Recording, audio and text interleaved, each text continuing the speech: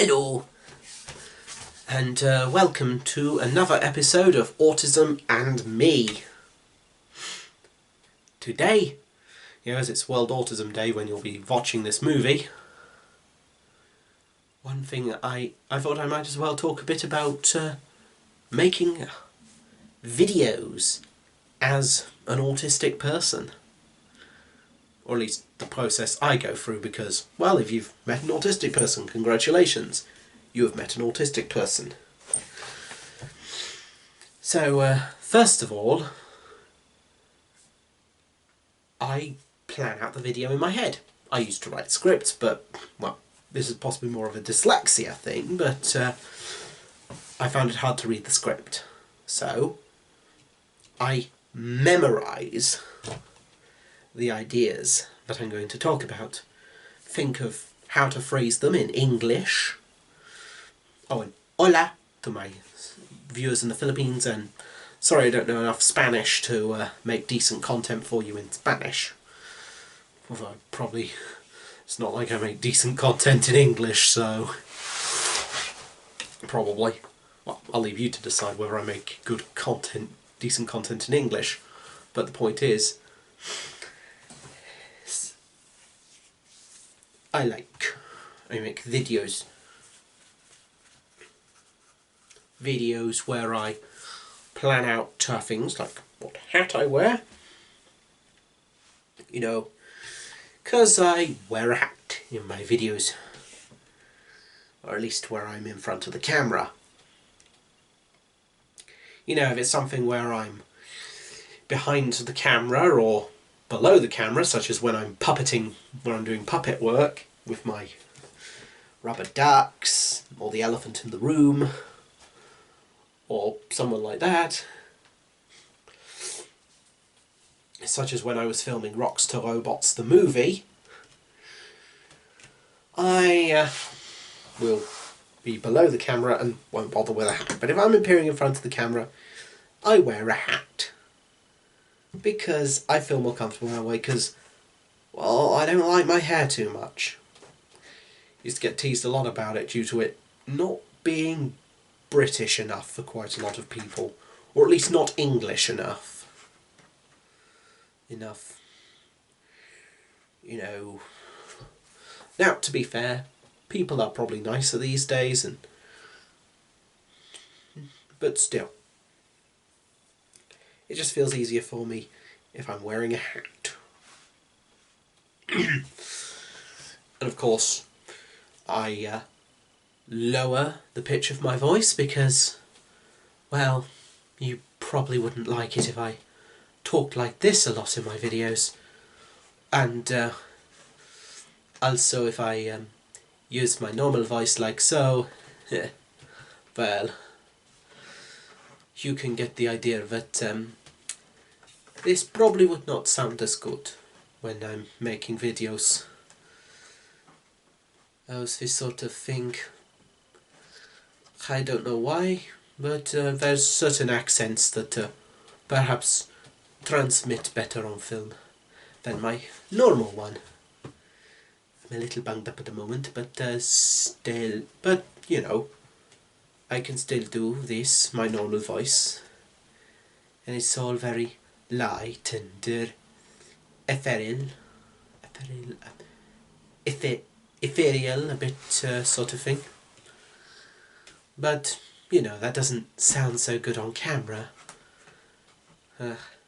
does it?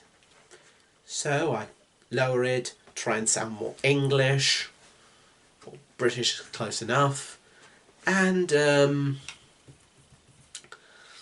I go on to plan the video. Talk about something I wanted to talk about. Be it a game, a film, a topic of history, of art, exploring the great beautifulness of this world. Although sometimes I prefer not appearing in front of the camera, because, it's a little bit easier for me with my nerves of how I look on camera. And thinking about all that sort of stuff, and, well,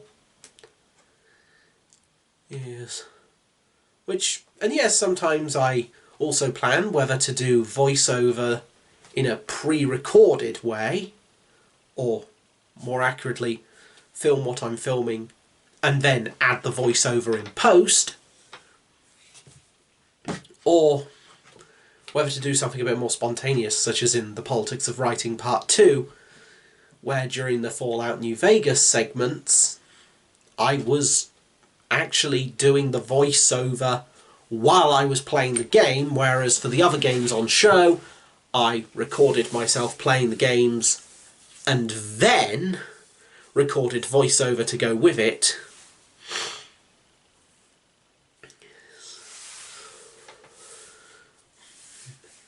But that's what it is. And then, of course, questions of, now, does it sound like there should be music? Such as in my most recent video on Trans Day of Visibility and Easter Sunday, because the two happened to coincide this year, so I did a little video about it.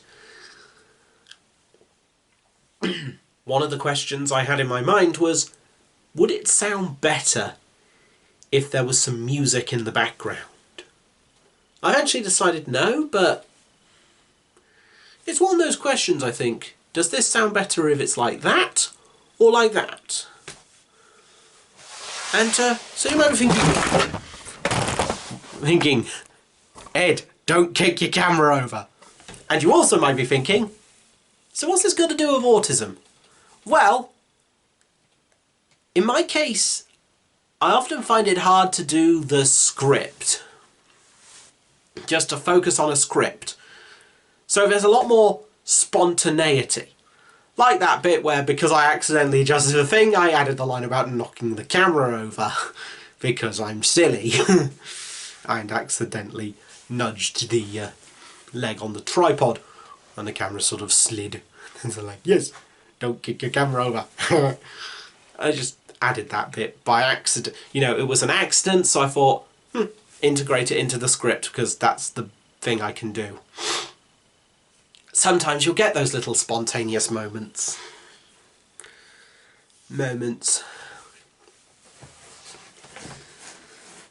And